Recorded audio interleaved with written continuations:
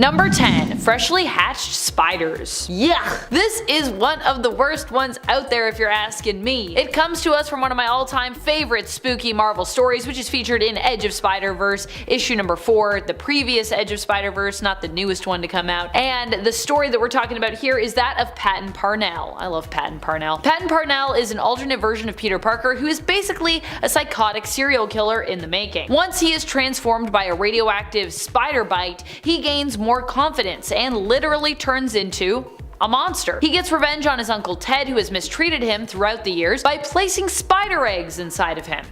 Yikes! And, well, those eggs hatch. Uncle Ted isn't the only one who seemingly meets his end this way either. And friends, before we move on to our next spot on this list, if you love what we do here at Top 10 Nerd, why not smash that subscribe button? I know there's some of you out there, some of you that aren't subscribed, probably not you folks that are commenting. I know you've probably subscribed, but you over there, yeah, you should subscribe.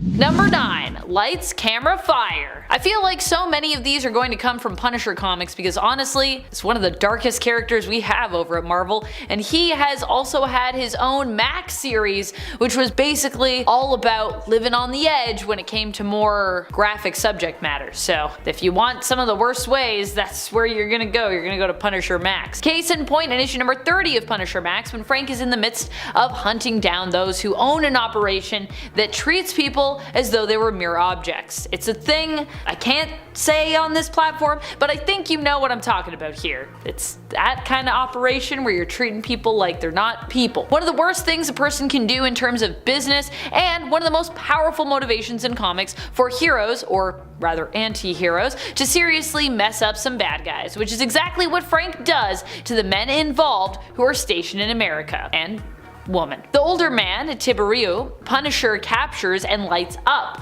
recording his demise on film as a warning to be delivered to those in Moldova. Number 8. Strung up like a Christmas decoration. This is going to be an interesting one to try and describe here. Whew, I do not envy myself in this moment. This demise also comes from the Punisher Max issue. Same story, but an earlier issue. Here in issue 28 of the series, before he gets to the head of the operation, Frank deals with his son, Christu, attempting to get information from him on his father, Tiberiu, and their associate, Vera. He attempts to get him to talk by seemingly numbing him and using his organs as basically decorations for a tree. I don't know of Christu's fate, but I can't imagine it ended well for him, knowing how Frank usually deals with criminals. In fact, I'm pretty sure everyone has assumed, based on other things that are mentioned, or just in general based on Frank's nature, that Christu does not make it. Number 7. Crushed by tumors. Of course, when it comes to some of the worst ways to go, it doesn't get more gruesome and depressing than ruins. Every time I think I've escaped this alternate reality and my mind is free from it, there's always another list that brings me back to Marvel Ruins. In Marvel Ruins, one of the worst ways I've seen to go is the way of the Hulk. In this reality, superpowers are depicted as being brutally realistic, so when Bruce Banner becomes irradiated, instead of turning into, his giant, muscular, and vibrantly green alter ego, the Hulk, he just develops a bunch of green tumors that become so large that they basically crush him beneath their weight. Number 6. Death off panel, but then also cannibalism? Janet Van Dyne's death in the Ultimate Universe has to be one of the worst. First of all, we don't even show her enough respect to give her a death on panel, as she drowns during the tidal wave in Ultimatum, one of the many poor victims who die off panel despite deserving an on-death panel, especially considering Janet at the time was the leader of the Ultimates, so there's also that. But then, she also gets eaten by the Blob for some reason. It's also weird that they decided to make the Blob do this. I mean, the use of people eating people in Ultimates is just weird in general. I know the Blob is a bad guy as well, but he isn't typically known to be like a cannibal anywhere, ever. Feels like some weird and extremely gross sizeism to me. Number 5. Steamrolled. Well, this one did not kill the person who was victim to it. It would kill most other people and is still one of the worst ways I can think of to die that I've seen on display in the Marvel Universe. This death, not really a death, but you know, could be, comes to us from the pages of Punisher issue number 17, part of the Marvel Knights line, written by Garth Ennis. It seems oddly slow and terrible, a properly terrifying way to go. Yep, we're talking about when Punisher has Wolverine steamrolled. This also happens after Wolverine has already suffered a ton of other awful stuff, losing the skin on his face, getting shot point blank below the belt, and having suffered an attempt at removing his legs with a chainsaw. While he obviously lives past being steamrolled thanks to his healing factor, Wolverine has heightened senses, so he would also feel immense pain with every single inch that the steamroller rolls over him. And he actually goes feet first underneath it. Yikes. Number 4. Shatterproof glass. So this is one of those things where the actual story behind it makes it a heck of a lot worse, and also more poetic in some ways. Once again, we're going to Punisher Max, and once again, we're going to the same story that I was talking about earlier with the insidious operation that Punisher attempts to put a stop to, helping to free the women who find themselves basically trapped within it. However, not all the women involved in this operation are actually victims. One of them is actually a crucial part of running the business, and even suggests how to best break the women they are holding and using so they can be more easily used and manipulated, more malleable. When Frank runs into her, he knows her involvement and decides to dole out a pretty awful punishment: death by being tossed repeatedly into shatterproof glass, which eventually does give out, with the woman, Vera, falling to her doom. I think it's the moments in between being tossed against the glass brutally that really make me feel this is one of the worst ways to go. Those pauses in between, I'm like, oh, cause you know what's coming and you have like no control. I don't like that. I don't like it. Number 3. Slowly consumed. Yeesh! This is probably one of the worst ones I've ever seen or read. I mean, all of these are really bad, but this one haunts me. This one haunts me to this day. When I think about it from a psychological perspective, well, I can't really fully do that because it just messes up my mind too much, so I can't really do it, but you get the idea. Basically, during Marvel Zombies, which happens in an alternate reality, where most of the heroes and villains succumb to the virus, but not all of them, one of the people that manages to survive for a good long while is actually T'Challa, aka Black Panther. Unfortunately, that doesn't mean that he gets out of the story unscathed, although he does not become a zombie for a very long time. At one point, he is lured into a trap and basically kept as a food source by Hank Pym, aka AntMan, or rather Giant Man, who prolongs his friend's death in order to keep the meat fresh, so that he might slowly consume him. Don't worry, Black Panther does manage to escape. He doesn't die this way, but not every single piece of him makes it. And there are others in Marvel Zombies like Mary Jane and Aunt May who actually do die by being consumed by someone they loved and trusted, Spider-Man. So, yeah. Number 2. Stomach problems. Ugh. Okay, time to talk about Old Man Logan and his fight against Old Man Hulk. If you are familiar with the Old Man Logan universe and the stories that exist within it, I think you know where we're headed. For those of you who aren't, get ready and allow me to explain. Basically, in the Old Man Logan universe, the whole world is left in an apocalyptic state after the supervillains finally win and actually defeat the heroes. Success! Wolverine himself was manipulated into turning on his fellow X-Men by Mysterio, and now is only known as Logan. He doesn't like to go by Wolverine anymore. He doesn't like to think of that because it ended terribly. However, despite all of this and everything he has lived through, Logan still manages to find a way to keep moving and even ends up settling down and starting a family. However, he has to pay money to the Hulk gang, who basically have claimed the land that he and his family live on. Logan ventures out to get said money to basically pay his weird Hulk landlords, and actually succeeds in collecting the money, but arrives home too late as the impatient Hulks returned early and actually murdered his kin. Seeking revenge, Logan challenges Pappy Banner, the head of the Hulk gang. Logan seems to lose the fight when Hulk eats him, but later on, Hulk dies of indigestion. That's what happens when you eat Wolverine. Number 1. Magneto. I think simply facing Magneto would be one of the worst ways to go. He is not a man I would ever want to come up against. I've seen him torment people by pulling all the metal out of their blood, pull off Wolverine's adamantium coating from his skeleton through his skin, and torment and kill a woman with a paperclip. And let's not forget that Magneto, at his most skilled and powerful, can actually just control blood flow in your body and your brain, basically taking control of your mind or just preventing oxygen from getting to your brain, thereby basically basically suffocating you in a really terrible way. He is basically one of the most frightening people that the Marvel Universe has to offer, and being killed by him for whatever offense he deems worthy of death, I imagine, would just be downright terrible, no matter what it was. Magneto isn't usually one known for doling out quick and painless punishments or deaths, so yeah. Number 10. Trying to save the day and blowing your head off. Not all superhero teams are created equal. A prime example of this is Section 8, who are possibly the worst team on the DC roster. They have members such as Six Pack, who's just an alcoholic who attacks people with a broken beer bottle, Dog Welder, who welds the bodies of dead dogs to his enemies' faces, and perhaps most useless of all, Friendly Fire. Friendly Fire has the ability to shoot powerful energy blasts out of his hands that deal devastating damage. Unfortunately, as his name suggests, he is totally incapable of hitting what he's aiming at, and instead always ends up hitting his teammates. This has led to the deaths of a couple Section 8 members, but the worst death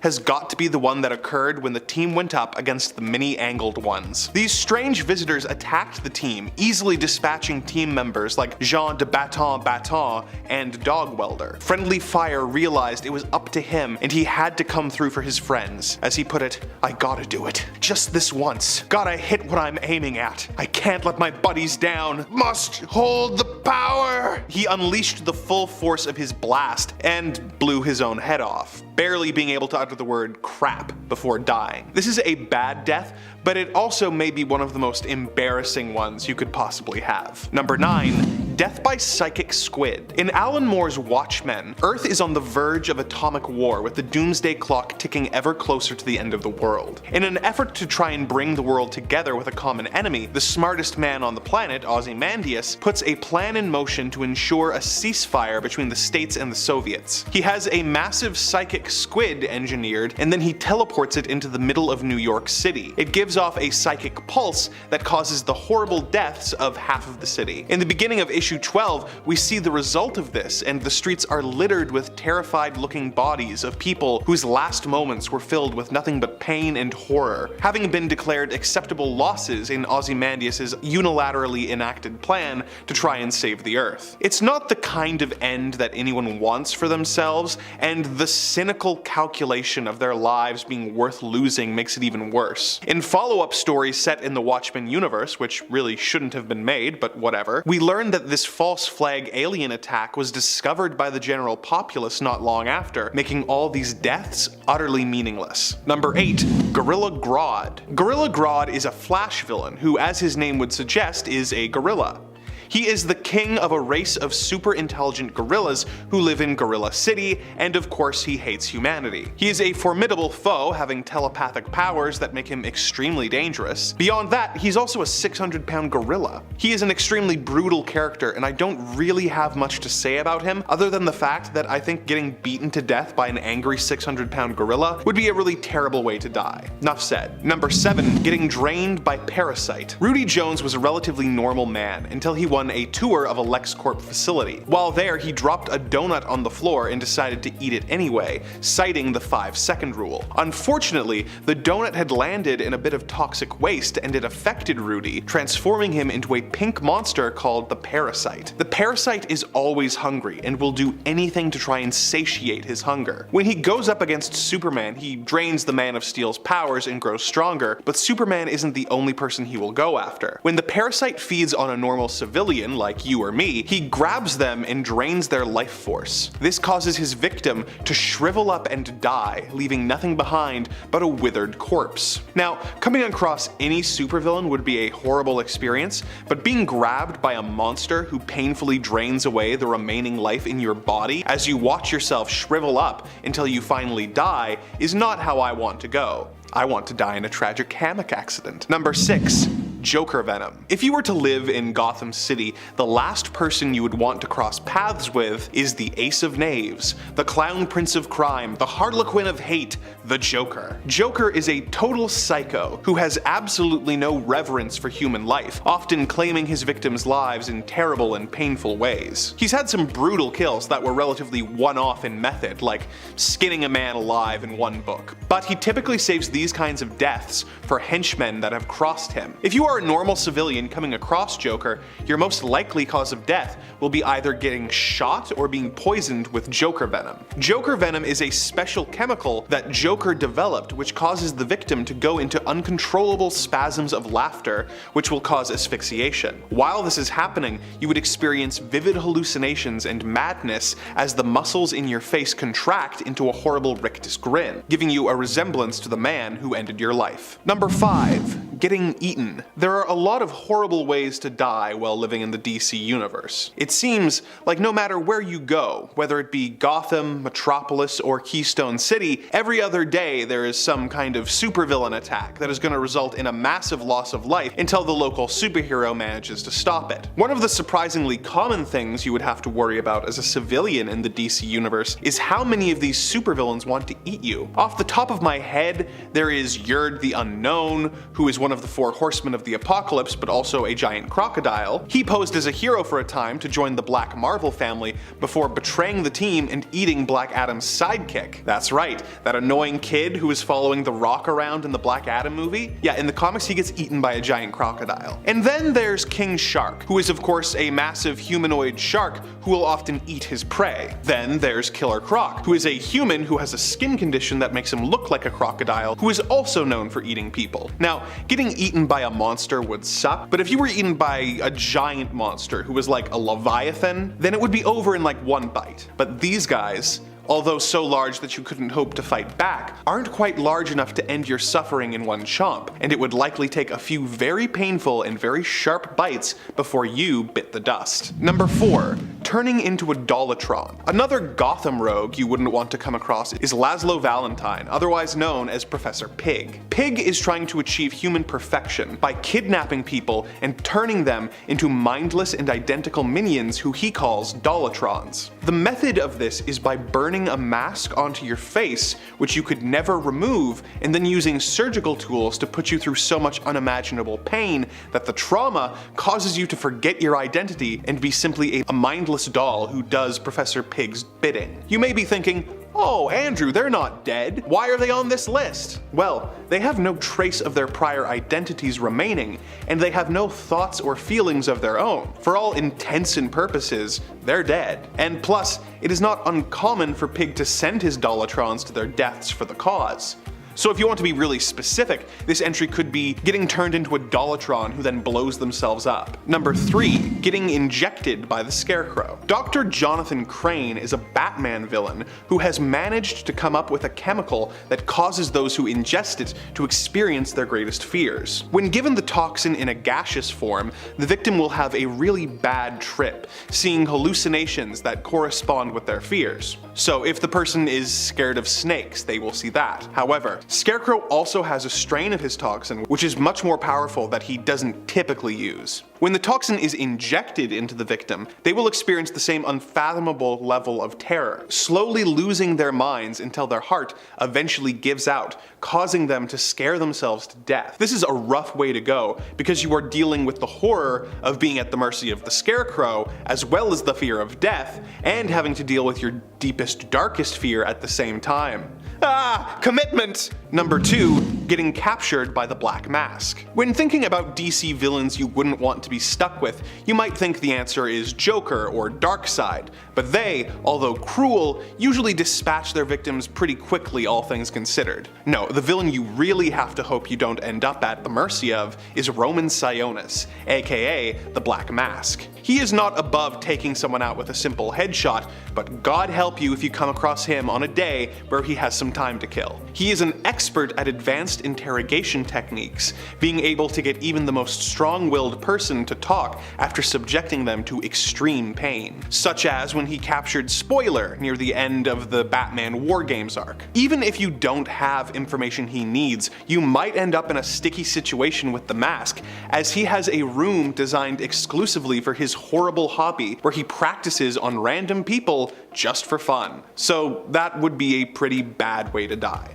Number 1. Prey of the Hunters 3. In Animal Man Volume 2, Animal Man is dealing with his daughter Maxine's new powers and her connection to the Red, force that connects all animal life in the universe. Animal Man has a strange map show up on his body, which will lead them to the Red, and he and his daughter set out to find it. Going after them are the villainous Hunters 3, who are essentially eldritch creatures from another dimension. They hide in plain sight by feeding on people that they come across. They slurp out your insides, leaving nothing but your skin, which they then get inside and walk around in. The disguise doesn't last very long before they look absolutely terrifying, with tentacles and pincers popping out of your now deformed skin. It's a rough way to go, and the knowledge that you are now a host to an evil creature who is desecrating your corpse makes it my pick for the worst way to die in the DC universe. Number 10. Shot by a diamond bullet. This is actually a pretty smart way to deal with Emma Frost, but all in all a pretty dumb way for her to die when you kind of read it on paper. Both like makes sense and doesn't make sense. I mean, Emma Frost has a diamond form, which makes her pretty much indestructible, for the most part anyways. So how does one defeat her when she's in her diamond form? Apparently by exposing the flaw in her diamond form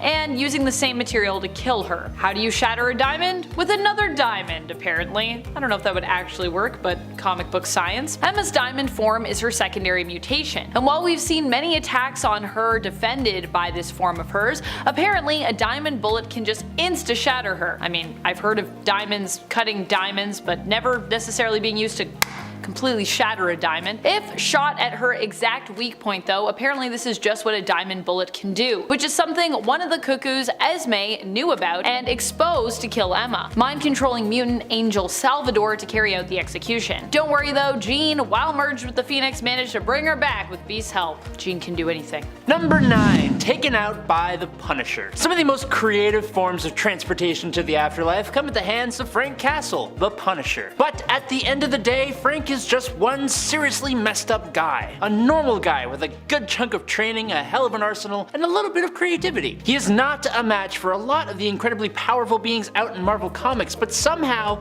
we have the Punisher kills the Marvel Universe story. When his family were taken out by being bystanders of a superhero conflict, Frank is given the backing to take out all those who call themselves superheroes, and my god, a lot of these deaths make no sense, because of course they don't. He takes out the Hulk by waiting until he is Bruce Banner again, but that's never how the Hulk has worked in Marvel Comics. He took down Dr. Doom, with his only excuse for winning being that Doom stopped to give a speech, which does kind of make sense, but the worst example comes when he takes on the mutants. By the sheer will of lazy writing and Frank's throwaway explanation of manipulation, all the combined X-teams are having their final battle against Magneto, Apocalypse, and their unholy alliance of acolytes and evil mutants on the moon in an air-sealed dome, which is where Frank drops a nuke on them, taking them all out. Ignore the fact that a good chunk of those here would be able to survive that kind of attack, and we're all good. Number 8. EMP versus Phoenix Force. This has to be one of the most ridiculous ones. The Phoenix is typically known as being an unstoppable, undefeatable entity. I mean, the first time around, the only way that it was able to be defeated was basically by self-sacrifice. However, that hasn't stopped people from somehow banishing it or straight up killing the entity. Case in point, when Magneto defeated Jean Grey as the Phoenix by administering a powerful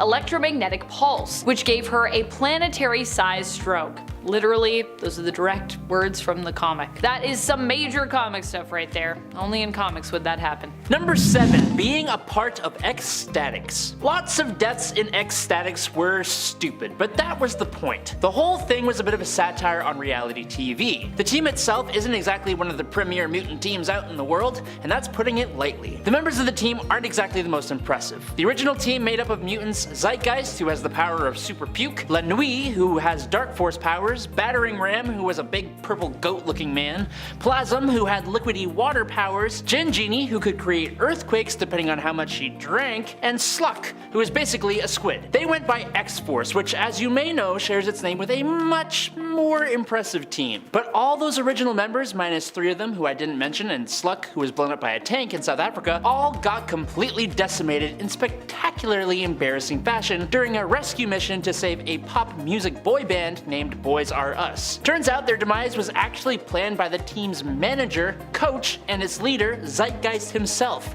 because they thought a team with a constantly changing roster and high body count would gain them fan interest. The team managed to go on with pretty horrible results. There have been 28 members of Ecstatics who have passed away over their history, with only 9 of them surviving. So yeah, don't ever join this team. Number 6. Eaten by birds. Miss Arrow has a pretty wild death in the comics. For those of you who are unfamiliar or haven't heard of her, that is probably because you know her by a different name, the Other. That is right, Miss Arrow is actually the extremely powerful spider totem entity that is linked to Peter Parker's Spider-Man. As such, she is entirely made up of spiders, despite sometimes appearing to be human while under the guise of Miss Arrow. Because of this, she was at one time killed by a bunch of birds who devoured the spiders that made her up, with Peter squishing the final spider that survived the bird attack. This wouldn't be the end of the Other though, as one more day messed up the whole continuity thanks to reality being warped, with Peter having actually never accepted the Other in this alternate, which is now the main, reality.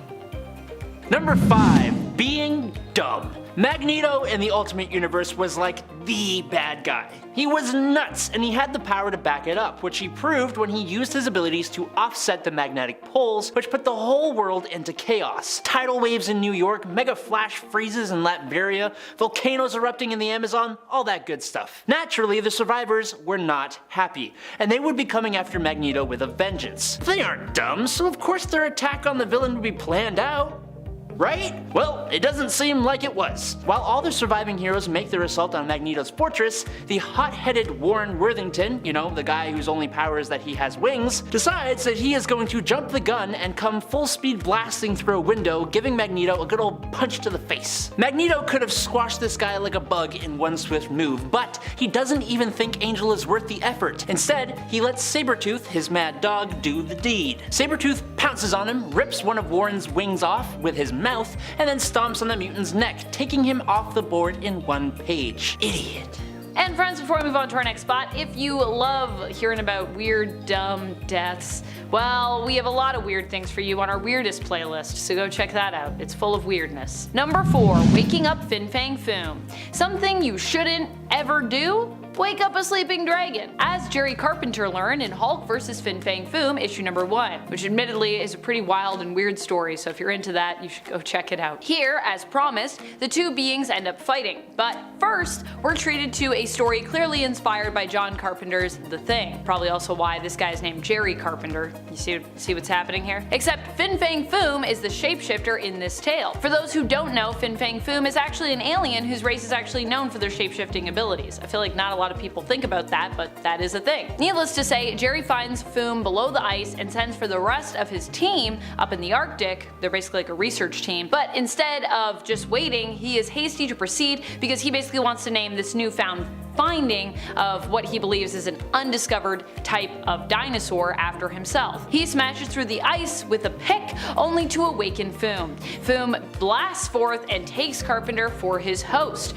basically wearing him like a skin suit. The really weird thing though is I think this is the only case of Foom like actually needing to do this. He claims he's attempting to rebuild his strength by merging with hosts and is like looking for a real strong host when he runs into the Hulk, but I don't think he's ever actually needed to do that before or after this point ever again. And he can just shapeshift on his own. He doesn't actually need a human host to turn into a human, so there's a lot of weird stuff happening in this comic. But hey, if you gotta make Hulk and Foom fight, I guess you gotta do some weird stuff. Number 3. Falling on Rogue. Nothing stands up to falling on a woman who leeches life away, unable to pick herself up. Well, falling isn't the right word. It was more like Mr. Sinister was held down. Following the events of M-Day, a mutant named Hope Summers is born, bringing hope to the mutant species. Well, Mr. Sinister, he reassembled the Marauders and planned to control the future of mutant kind by stealing Hope. Sinister knew this and wanted to use Hope to control the mutant population because the mutants can't just have something without a villain trying to mess it all up. Sinister regrouped his Marauders alongside Mystique, who knew that Hope was necessary to save her daughter, Rogue,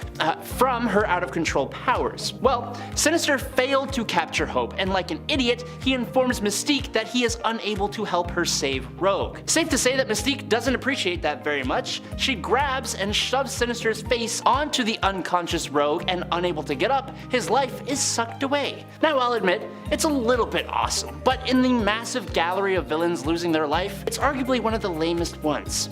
Imagine Sinister having to tell people about this one when he eventually returns. Embarrassing. Number 2, turned into a sundae. I don't actually know if Ice Cream died here, but it certainly seems to be implied that he did. I'm just At least to me it does. This is the canon that lives in my mind. Ice Cream was a character who could turn into ice cream, hence his name. Ice Cream, get it? He infiltrated the X-Mansion in the first and only issue of Obnoxio the Clown. Speaking of weird comics, that's another one. He wanted revenge on the X-Men because they had cooler mutant powers than he did. Although how he really planned to get said revenge and beat them when his powers only allowed him to turn into ice cream, I'm not really sure. He attempted to turn the danger room on the students, but this plan ended up failing, with Professor X lowering the temperature of the control room to below freezing, which caused Ice Cream to freeze solid. At the end of the story, Obnoxio the Clown decorates Ice Cream as a giant sundae, while Ice Cream's fate is left ultimately undetermined. We never see him again, and it's possible that he literally could have met his end by being mistaken and consumed as actual ice cream at some point later in his life. So, yeah. Number 1. Just take off the quiver. A lot of the time when a hero's light goes out, it will be in an ultimate display of self-sacrifice, throwing themselves into impossible circumstances in order to save the majority. The needs of the many outweigh the needs of the few, that kind of thing. It's the number 1 heroic move, but it only really works when there is absolutely no other option. When looking at Hawkeye's sacrifice in Avengers Disassembled, there were a whole handful of other options, and most of them were pretty obvious, making for a heroic self-sacrifice that just ended up coming across as incredibly dumb and unnecessary. Basically, Wanda Maximoff has gone completely bonkers and turned on the Avengers, but none of them know that just yet. She's already caused the passing of both Vision and Scott Lang, AntMan, and all the Avengers have assembled in order to figure out what the heck was happening. Using her hex powers, she created a Kree warship to show up out of nowhere and go on the attack. Hawkeye runs off to go get some more arrows, and when he comes back, he goes off, taking out Kree left, right, and center until he is hit in his explosive arrow quiver by an energy weapon. With his quiver on fire and set to explode, instead of just taking it off or firing off the arrows, Hawkeye grabs a Kree with a jetpack and blasts off into the warship, blowing both it and himself clean off the battlefield.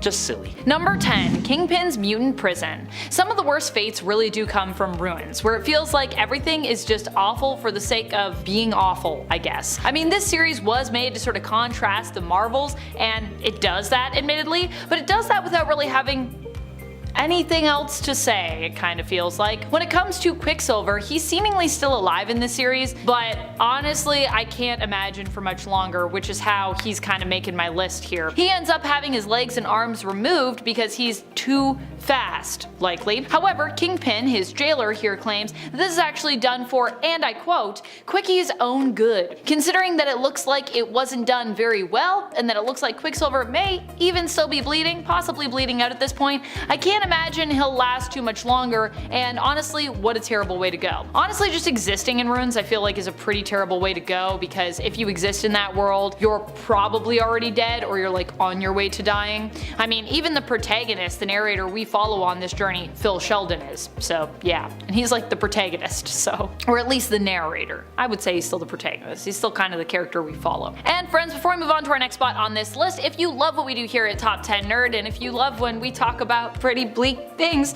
be sure to let us know by clicking that like button. Number 9. Invisible Woman. Marvel Zombies really does have some of the most gruesome deaths, which is why I would never want to go there myself. This one at least was kind of going to a person that deserved it though, although I feel bad about saying that because I really do love this character, so like it's still sad that this happens in this reality. We are talking here about SheHulk's death. I do love SheHulk, although in this instance SheHulk was already zombified and it kinda ate the kids of Susan Storm, aka Invisible Woman, and Reed Richards, aka Mr. Fantastic in this universe, Valeria and Franklin.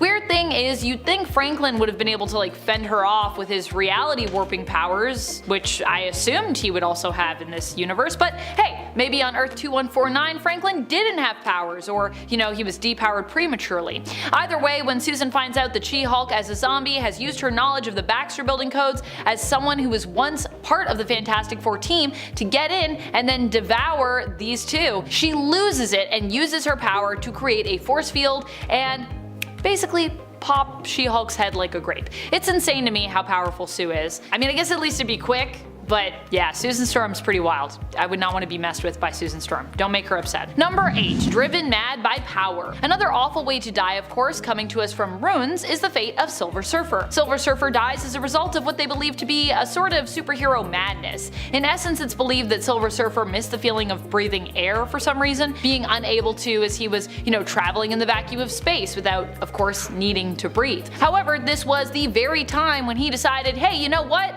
I'd love to breathe right now, even though there's no air around me. Not a great time considering, yeah, there's no oxygen there, you're just floating around in the space between stars and planets. However, Silver Surfer is believed to have basically torn himself apart, clawing at himself until his lungs were exposed, and of course, despite having the power cosmic, he died. It's believed he died from the shock of the cold. I mean, honestly, what a way to go. Become so crazed that you think tearing yourself apart so you can breathe while flying alone in outer space on a silver surfboard is a good idea, or is simply something you must do. I can't imagine that. Also, I love how it's like, I gotta breathe, like time to rip myself apart. Okay then. Number 7. Squip Grub Chulp. What does that mean? You're about to find out. Symbiotes are definitely some of the most frightening creatures we have in the Marvel Universe. Definitely would not want to be rescued by one. Sorry, Venom. But also would never want to be dubbed a criminal by one. For years, Venom had been threatening to eat people's brains, and guess what? It also became more than a threat at one point. Venom threatened to do this because the symbiote actually feeds on the happy chemicals that brains produce. So either it needs a host with a good supply of that, or one that basically snacks on chocolate a lot, which is why Eddie usually does that. Otherwise, it would literally have to find some brains to eat because it needs those chemicals, baby. Now, I'm pretty sure Venom has moved past this requirement in the modern day of comics right now, but it doesn't stop it from being a deeply disturbing thing that the symbiote did/needed to do to survive at one point. Also, for anyone who was wondering, the name of this point is the sounds that Venom made when, scarfing down some brains. So, ugh. Number 6. Microwaved. This one makes me very uncomfortable, but I'm gonna tell you about it anyways because that's my job, so that's what I gotta do right now. Even though, of course, it's in a Deadpool story, which I think is the only place you could get away with something like this at Marvel Comics. In the comic Deadpool Kills Deadpool, we head to the multiverse where Deadpool, a version of Deadpool anyways, is hunting down, well, other Deadpools. Like the title says, Deadpool kills Deadpool. That's what's happening here. Right at the beginning of the series in issue number 1, the sinister black-suited Deadpool ends up confronting his alternate zombified self, Headpool, who is of course also known as Deadpool though, but we're gonna call him Headpool for clarity's sake. Headpool hails from the Marvel zombie universe of Earth 2149, where the world was ravaged by zombies. This zombie though ended up making his way to Earth 616 before he was reduced to just being a head. So how does the evil Deadpool deal with him? Pretty easily and terribly by popping him in a microwave. Splat! Number 5. Devoured by spiders.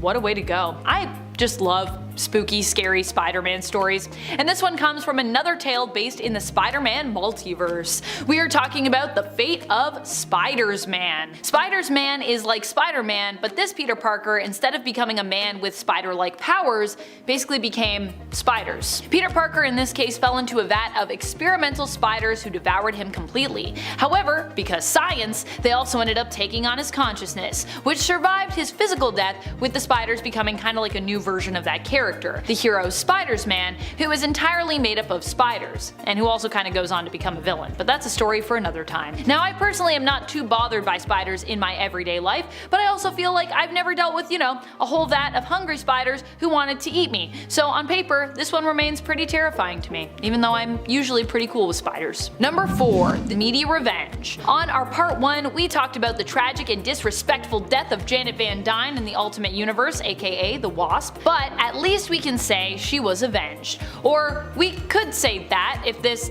avenging wasn't so terrible. I don't know if we can quite say that because it's pretty terrible what happens here.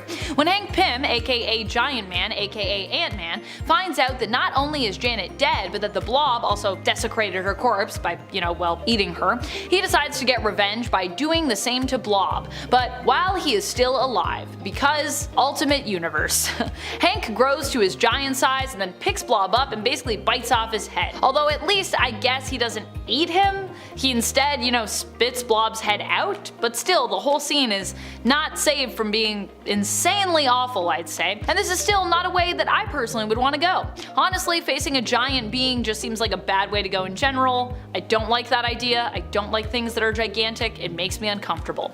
If you're not eaten, you're still likely getting squashed, and that's just a yikes to me. I don't want someone to step on me. That's no thank you. Number 3, syncing with your best pal. Possibly one of the worst ways I can imagine going just in general. Whether we're talking about comic books or real life, this way is pretty bad. Even just based on the circumstances here, the way that Captain Kate Pride went is just really sad too. She went down with a ship, drowned, which many have said is actually one of the most painful ways to go. And what made her death even worse was that she believed one of her best friends, her pal Lockheed, also perished with her. This happened when Sebastian Shaw attempted to remove Kate from the Hellfire Trading Company, which she sat on the board of as their Red Queen, by, drowning her, killing her.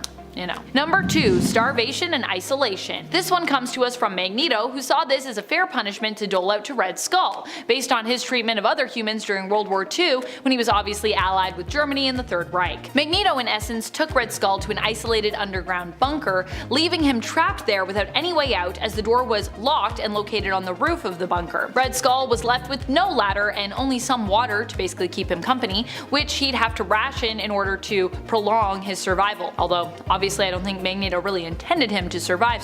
During his time trapped here, he began to hallucinate and started to lose his mind as starvation set in. I think this is possibly one of the worst ways to go in general, so once again, Magneto takes one of our top spots. Basically, don't upset Magneto. Just don't do that. Number 1, Carnage. I'd like to thank Fireball Earth for this terrifying and very true suggestion, so thank you from the comments. This is such a good point. Carnage is so frightening. Carnage is definitely one of the worst ways to go in the Marvel Universe. With Carnage, you not only have to deal with having your life ended by a symbiote, which honestly, like I said, is terrifying enough, but you also have to deal with Cletus Cassidy, who is the other part of Carnage. Carnage is one entity made up of 2, serial killer Cletus Cassidy and his soulmate, the alien symbiote offspring of Venom, who we often name Carnage, but technically Carnage is the entity of both of them together. Anyways, this symbiote is actually Venom's first child, who quickly became known as one of the most cruel and deadly out there, largely due to their connection to Cletus. I've seen what Carnage does when he has a whole town full of people to play with in Carnage USA, when the villain took control of an entire town, and it is definitely not pretty. Hands down, it's one of the most frightening Carnage stories I've ever read, so I would not want to be part of that at all. No thank you. Number 10, Mark of Cain. Of the most gruesome ways to go, I think one of the worst would be to get Mark of Cain. Cain marked? I don't know if that's really how we say that, but sure.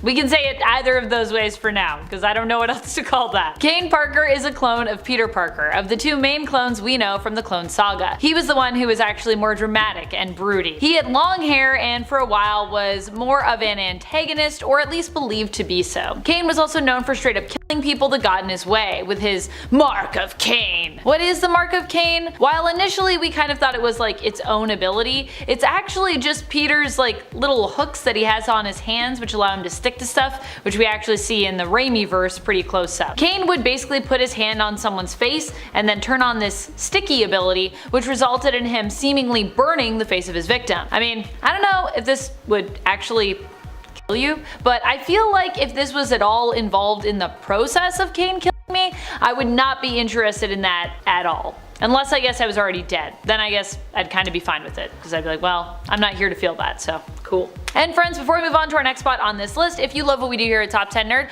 why not show us you love us by clicking that subscribe? I know there's a lot of you out there that aren't subscribed, and if you're already subscribed, let me know in the comments.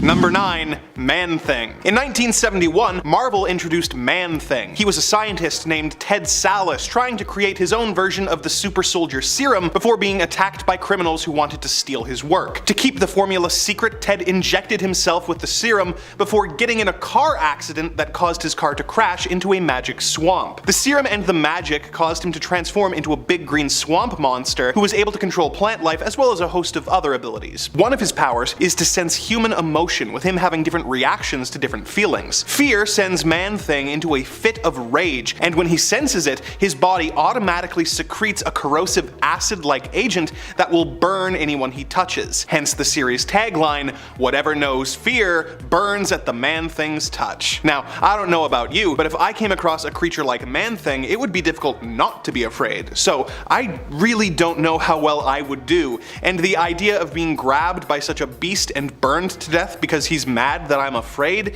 sounds like a rough way to go. Number 8, torn to shreds. This was a hard one to rank because while I feel like it would be really awful, I also still feel like there's somehow worse out there in the Marvel Universe waiting for me were I a person. Gosh, that would be terrible. I would hope that I was a superhero. That's the best I can hope, really. Still, this kind of death is pretty much as bad as it gets if we're speaking in general terms than, straight up ranking it as one of the worst ways to die in the Marvel multiverse, which is kind of actually what we are doing here, but still, I digress. It's pretty bad. Deadpool is one of the folks who has undergone this usually life-ending process multiple times. One such time actually happened when he faced off against Carnage, who actually made a pretty dramatic appearance on our part 2 for this series. Of course, Carnage would take this approach to fighting and probably also immensely enjoy it, which it makes it, I think, that much worse. Now, because this is Deadpool, he didn't die here because Deadpool. However, this wasn't even where everything ended for Deadpool because Carnage also was plotting to burn down the building that this happened in. So Deadpool would have in theory been diced and then kind of flambéed.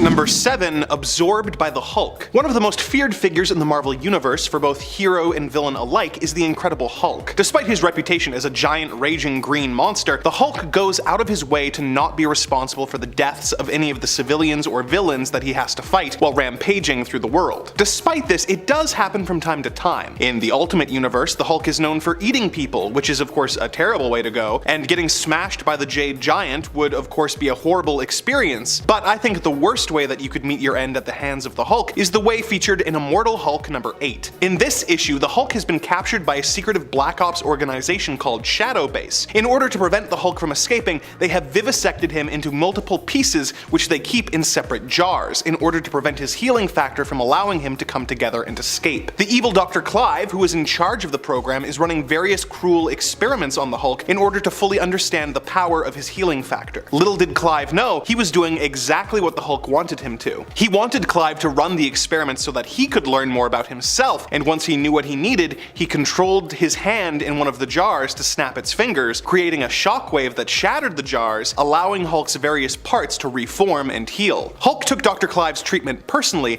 and as he reformed, he absorbed the Doctor into himself, causing the Doctor to be smothered by the Hulk's innards as he desperately begged for mercy that wasn't coming. It is a fitting end for such a character, but it's not a fate I would want to endure while living in the Marvel Universe.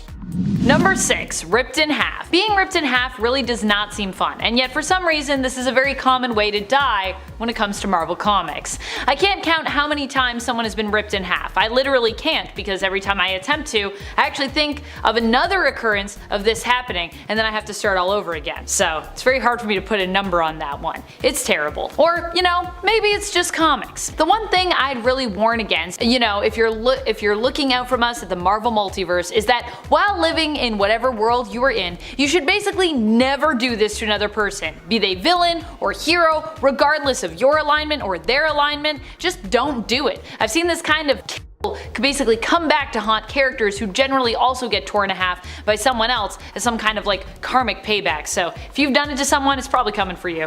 Number 5, the U-Men. The mutants of the Marvel Universe have had a pretty rough go of it, being subjected to many atrocities due to the prejudices of the humans that despise them. Usually the humans are convinced that the mutants are dangerous and desire their extermination, so they can take their place as the next step in evolution, which makes the humans try to exterminate them first. Other comics explore how the mutant hate doesn't really make a lot of sense, as the humans will praise the superpowered beings until they find out that they're mutants, at which point they will turn against them. However, some of the humans hate the mutants out of sheer jealousy. For example, the Homo Perfectus movement, which are humans who believe that they are mutants stuck in human bodies and wish to undergo surgery to empower themselves with mutant powers. There was a cult-like faction of the group called the U-Men who swore against ever having contact with the impure world until they had had their powers, and wore containment suits until they could be transformed. The way the U-Men went about this was by traveling the country and capturing mutants who they would then harvest organs and body parts from in order to empower their members. Life for mutants is hard enough, but being captured by an insane cult with a military budget who want to dissect you and steal your body parts in a crazy quest to steal your powers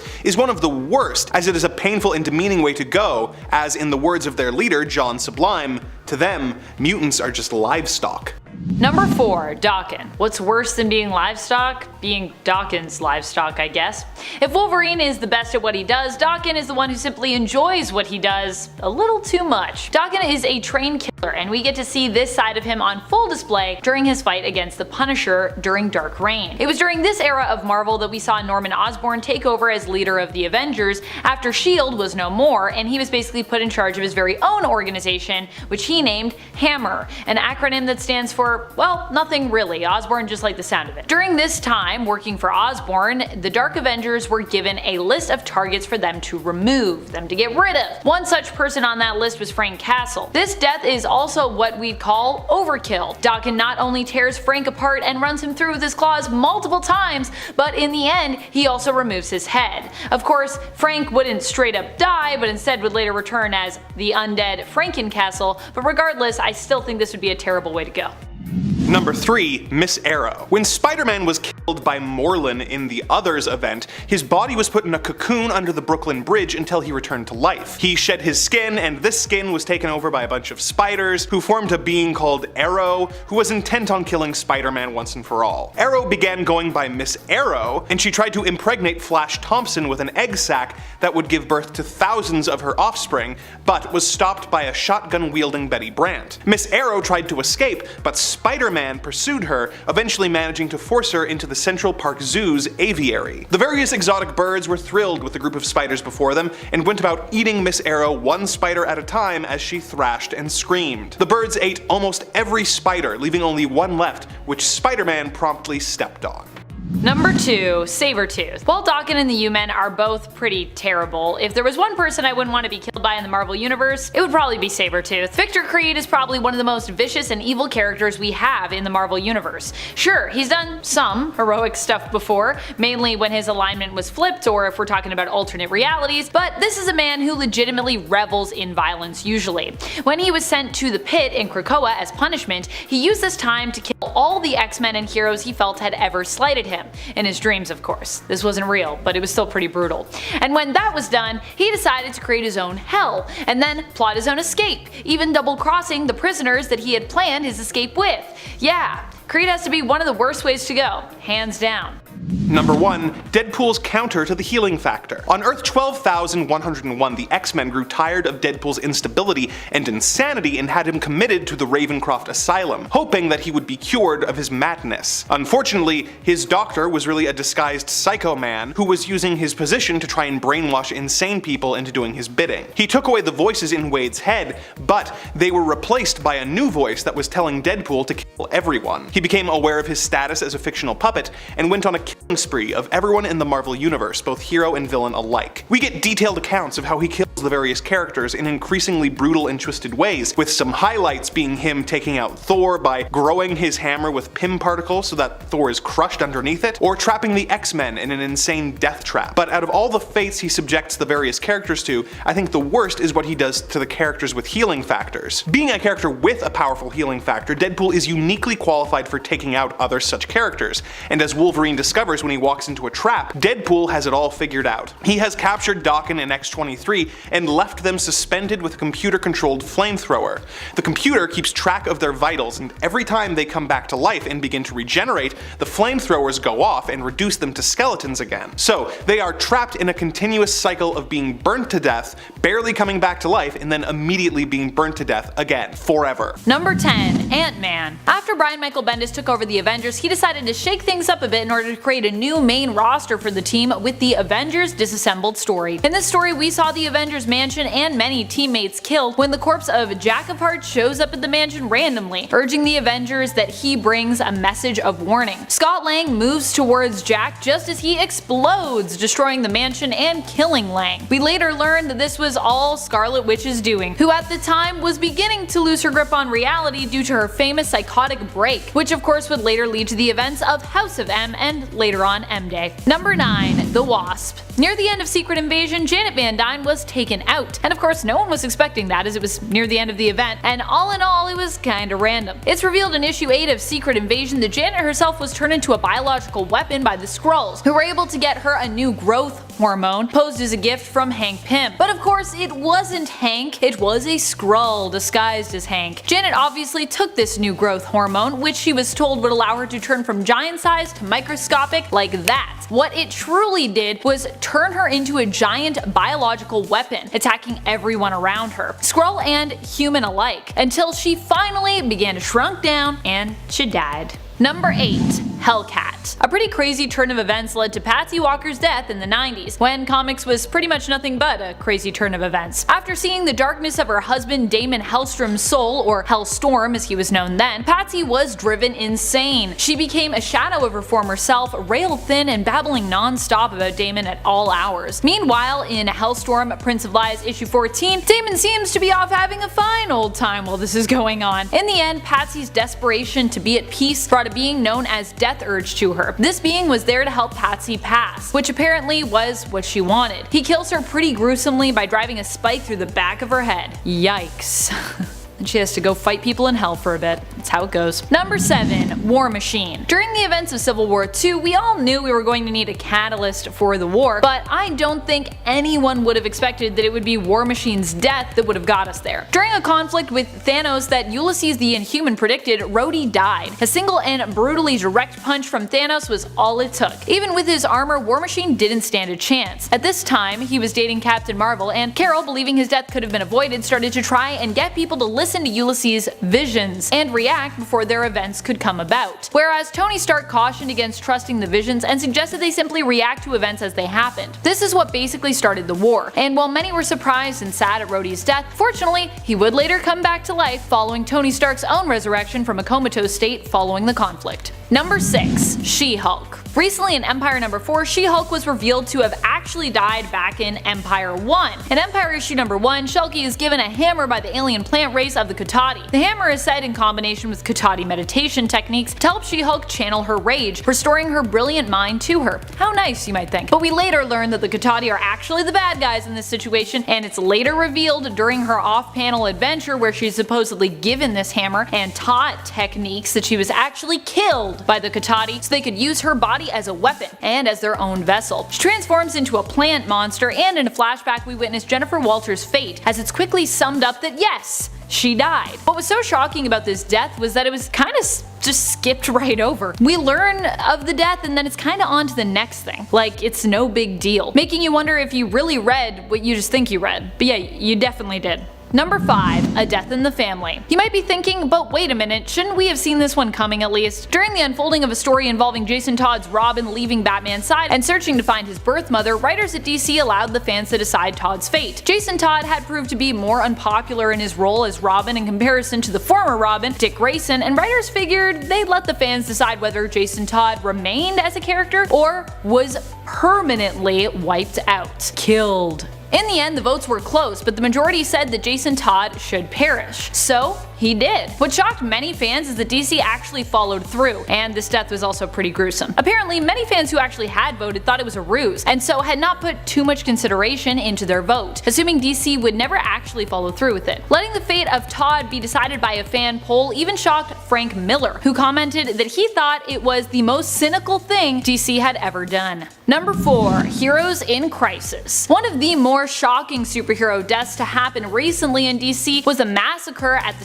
superhero mental rehabilitation center, the Sanctuary. This happened in the limited comic book series Heroes in Crisis. Many lost their lives in the massacre, including Roy Harper and reformed Poison Ivy. What was more shocking was when we learned that another superhero was responsible for the deaths, although the massacre for them was not intentional. Originally, the murderer was actually believed to be either Booster Gold or Harley Quinn, but it was later revealed that Wally West, who was also one of the suspected dead at the time, was the one responsible, and that his trauma had caused him to lose control of the Speed Force, which caused the energy blast that killed everyone. Number 3. Bucky Barnes. I don't think anyone would have expected Captain America's sidekick Bucky to have been killed, especially because originally in the continuity he wasn't. Both he and Cap had continued to fight on after the war, but it was later retconned that this wasn't actually the true heroic duo and that they had actually gone missing during the end of World War II. Cap was then recovered, but we would later learn via flashbacks to World War II events of Bucky's death and how he had gone MIA while he was working with Cap. Bucky's suspected death was a surprising revelation and became known as one of the irreversible deaths in comics. That is until the early 2000s when Ed Brubaker, in another shocking twist, brought Bucky back, revealing he'd been alive this whole time and giving us the brilliant Winter Soldier. While the death of kid sidekick Bucky Barnes was shocking, discovering he was actually alive was even more so. Number 2. Death of Wolverine. While we knew that Wolverine's healing factor was beginning to fade due to a viral infection that was plaguing Logan, he was also one of Marvel's most popular characters. Wolverine was such a big character at this point in 2014 after years of being one of the most iconic X-Men and tons of animated and live action films only adding to his popularity. No one expected that Marvel would actually want to wish him ill. And yet, in September of 2014, the death of Wolverine began, which saw Wolverine hunted down by his enemies thanks to a bounty that had been placed on his head by Viper. In the end, it's actually revealed that the founder of Weapon X, Dr. Abraham Cornelius, is behind the plot to capture Wolverine. During the fight with Cornelius, Wolverine finds himself covered in liquid adamantium. This hardens around him, and due to his healing factor not working at the time, he suffocates and dies. Number 1. Death of Superman. The Death of Superman was a crossover story that was meant to shock readers and show them that the invincible Superman they'd come to know over the years wasn't quite as invincible as they maybe thought. Death of Superman was an event that began near the end of 1992 and took place over the course of what was almost a full year in real time, ending in October 1993. The idea for the story involving Superman's death actually came out of a passing joke. While brainstorming ideas for replacement stories for the story of Lois and Clark getting married, which DC decided to postpone, Jerry Ordway suggested they should just kill him. Sales for the Superman series had actually recently begun to drop off, and this joke quickly became the replacement plot for the wedding story, hoping it would remind people of Superman's importance. Number 10. Quicksilver. In the Marvel Cinematic Universe, Quicksilver was introduced and killed off in the same movie. In Age of Ultron, we meet Pietro and his sister Wanda, who received their powers through experimentation. While Quicksilver is a mainstay in the comics and fairly well known, and is also a popular character, often considered one of the fastest former mutants around, though maybe not quite as fast as Northstar, his long time standing as Wanda's sassy twin brother did not protect him in the MCU. Quicksilver was taken out by a hail of bullets that he couldn't run fast enough to stop. Instead of allowing the bullets to hit their targets, which would have been the very mortal Hawkeye and an innocent Sokovian child, he instead sacrificed himself and died. This is why the Avengers need a healer in their party, I'm just saying. Number 9. Bucky Barnes. But this time we are talking about Bucky Barnes as Captain America. Bucky was currently standing in as Cap during the Fear Itself event, and it was during a fight with Sin, who is currently Scotty at the time, that Barnes seemed to pass away. The passing was tragic, dramatic, and unexpected. Of course, we would learn in later issues of the Fear Itself main event series that Bucky was actually saved by Nick Fury's Infinity Formula, which revived him, and as such he was not in fact dead. But he decided to keep his resurrection a secret, letting everyone else believe he was dead, going underground for a time and returning once more to his Winter Soldier mantle. At least he had Black Widow to keep him company. Number 8.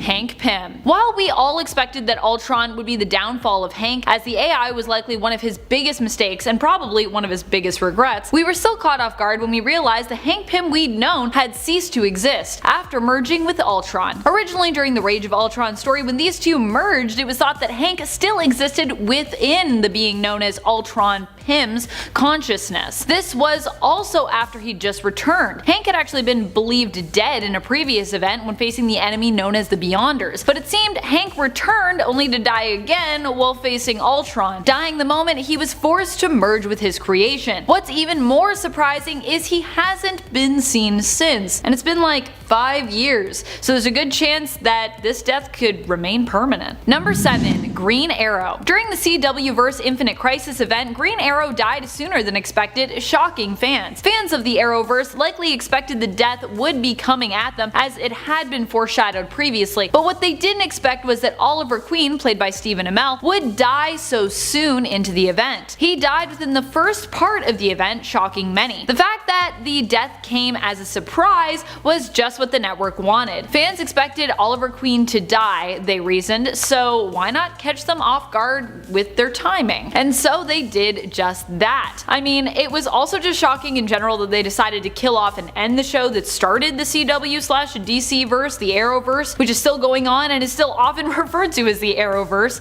despite Arrow ending, but I guess they had a good 8-season run. Number 6. Batman. Usually when Batman dies, it's in a way that seems very non-final. He'll fall into a pit or go MIA and be presumed dead, or he'll get terribly injured, but manage to recover somehow. When you compare his standard deaths to the one that he suffered in Final Crisis, it's easy to understand why it appeared to be so shocking. In Final Crisis, he was basically mummified by Darkseid, who attacked Batman with his Omega beams after Batman managed to wound him. It was bad. Superman managed to recover Bruce's body, which basically just looked like a skeleton. This was Batman at his most dead. The most dead I feel like that we'd seen maybe ever, leaving people to wonder how Batman would even recover from this. Of course, sure as the sun rises in the east and sets in the west, he did return, though the explanation for him returning was so bad and strange, it was almost more shocking than his death. Number 5. Hulk. In Civil War II, Bruce Banner and the Hulk were put to rest for good. Bruce no longer wanted to be plagued by his Hulk form and so took a few measures to make sure this would never happen again. After Amadeus Cho helped his friend Banner by taking away his burden and transferring all Bruce's gamma radiation into himself. To make sure that he never again transformed into the big green giant, Bruce had an arrowhead constructed made of gamma-enriched vibranium, basically making his own version of a silver bullet. He entrusted the arrowhead to his friend and teammate Clint Barton, aka Hawkeye. Although Banner had not turned green or had an episode in some time, when Inhuman Ulysses predicted that it would come to pass and would cause massive deaths, Hawkeye did not hesitate and swiftly executed Bruce before he had a chance to transform. Of course, it's probably them chasing him down and trying to catch him that made him transform in the first place, so that prediction, who knows. However, this was the end of the Incredible Hulk, but it would lead to the beginning of the Immortal Hulk